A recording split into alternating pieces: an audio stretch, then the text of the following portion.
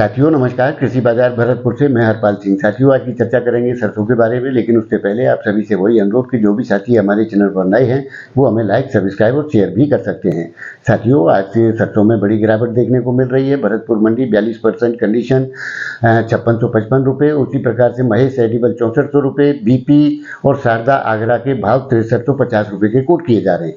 यानी कि साथियों सरसों के बाजार में गिरावट है और सरसों समर्थन मूल्य के स्तर पर आकर के पहुंच गई है। साथियों अब लगता है कि अब सरसों के अंदर गिरावट की स्थितियां समाप्त हो चुकी हैं और सरसों इसी स्टेज पर फिलहाल के दौर में स्टेबल होती हुई प्रतीत होती है। साथियों सरकार के पास में पुराना 7.5 लाख टन और नया 19.5 लाख टन मिलाकर के 27 लाख टन सरसों की अवेलेबिलिटी यानी कि स्टॉक है और उस स्टॉक में से हाफेड और नेफेड के द्वारा अभी तक 7 जून तक के जो प्रोग्राम है वो जारी कर दिए गए हैं। उसके तहत खुले बाजार में सरसों की बिक्री की जा रही है। साथियों उसका असर सरसों के बाजार में भी देखने को मिल रहा है, जिसकी वजह से सरसों में दबाव की स्थितियां देखी जा रही हैं। लेकिन साथियों उसी हिसाब से देखा जाए तो क्रूड ऑयल का जो अभी कटौती है उत्पादन की वो ओपेक देशों द्वारा घटा दी गई है। उसके असर आने वाले दौर के अंदर निश्चित रूप से खाद्य तेलों में देखने को मिलेंगे, लेकिन उसकी चर्चा उसके बाद में की जाएगी। लेकिन साथियों इतना तय है कि अब सरसों में जो गिरावट की स्थिति है वो समाप्त हो चुकी है और एक स्टेबल यानी कि जो स्थिति थी बाजार की